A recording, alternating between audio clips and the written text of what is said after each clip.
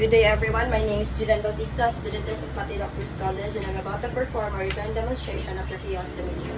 Procedure: greet the client and introduce yourself to gain patient's cooperation. So good day ma'am, ako din si Julian Bautista, limang nurse for today.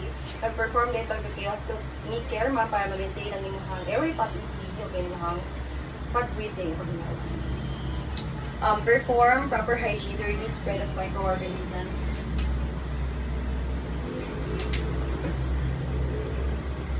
Provide patient privacy. Prepare client and equipment. Position client into semi-fowler or fowler position to promote lung expansion. Excuse me ma'am, atong itaro ni mga posture namin. Prepare equipment, open tracheostomy kit, and sterile basin.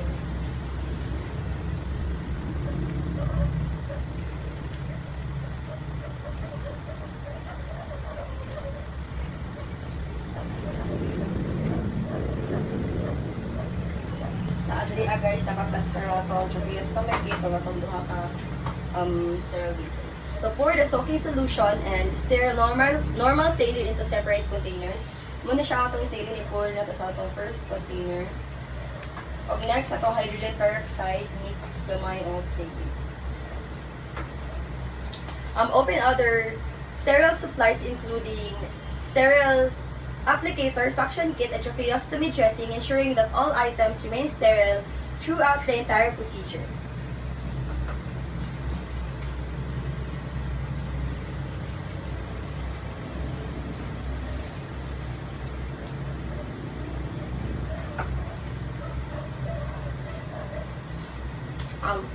Suction the tracheostomy tube if needed. Put on clean gloves on your non-dominant hand and sterile gloves on your dominant hand. So this is my dominant hand.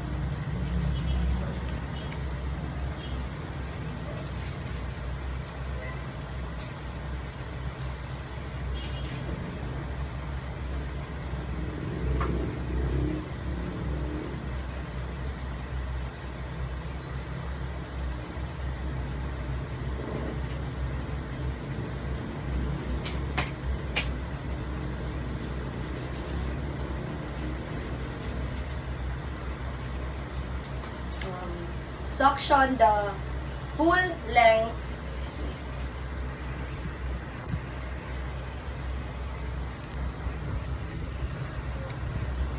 suction the full length of the tracheostomy tube to clear secretion and ensure patient airway. Rinse the suction catheter, then peel the glove off inside out over the catheter.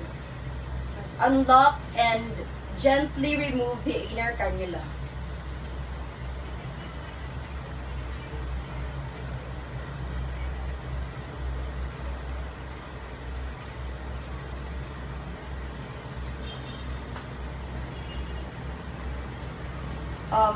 Placing it into soaking solution. Remove and discard the soil dressing using the gloved hand.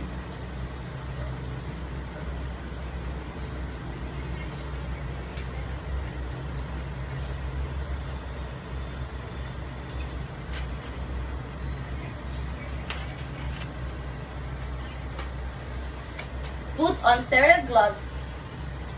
sterile gloves, keeping your dominant hand sterile during the procedure.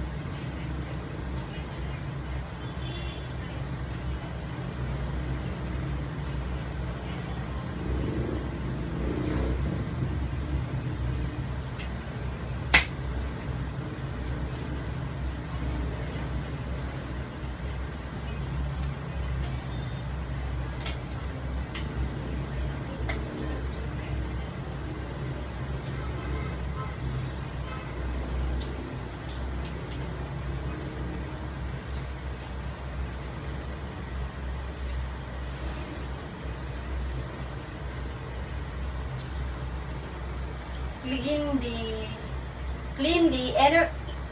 inner cannula. Remove the inner cannula from the soaking solution. Clean the lumen with brush and pipe. Clean the lumen with brush and pipe cleaners moistened with sterile normal saline.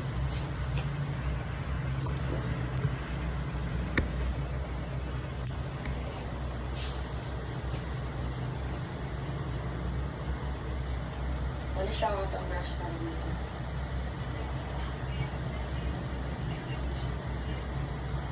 So next,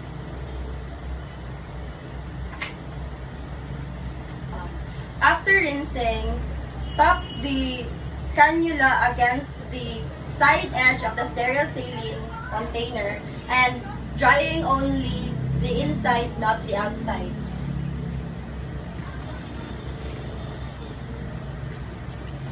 Reinsertion the inner cannula. Insert the inner cannula,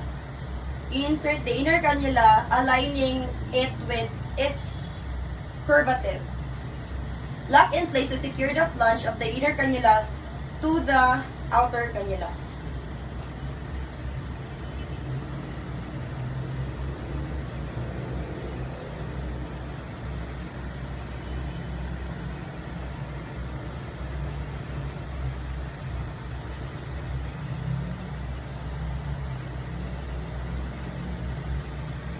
So, ito na siyang ilak.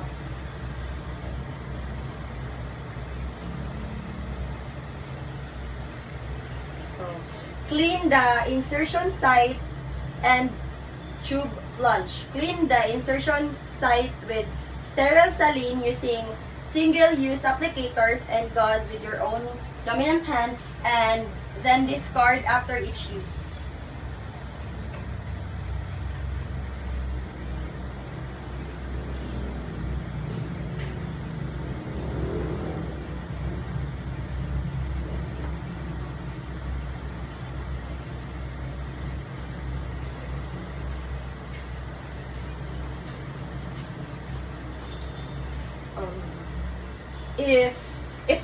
If needed, use half-strength hydrogen peroxide mixed with saline to remove crust, then rinse thoroughly. Then clean the flange of the tube with the same procedure.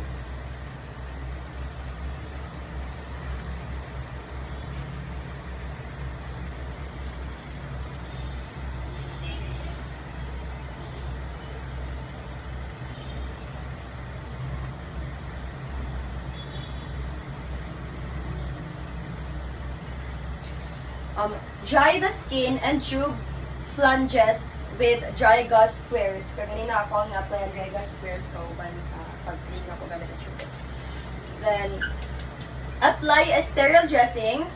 Use a non-revealing tracheostomy dressing or fold a 4x4 gauze into V shape.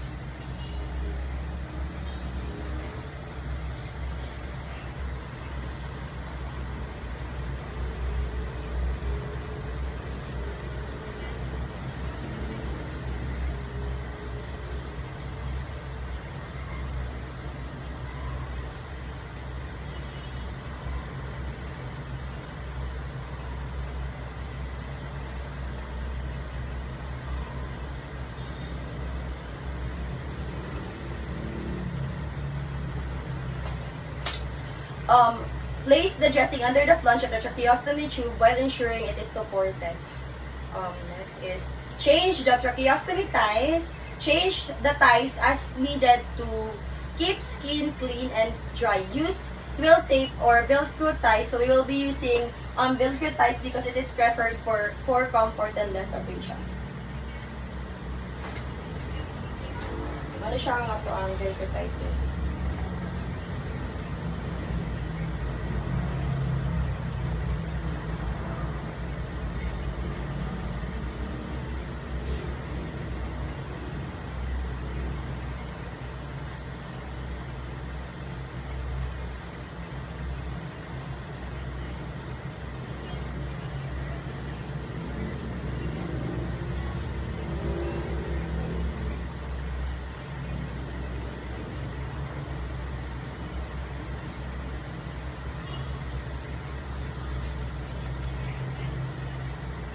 This is the end of my return demonstration for tracheostomy care.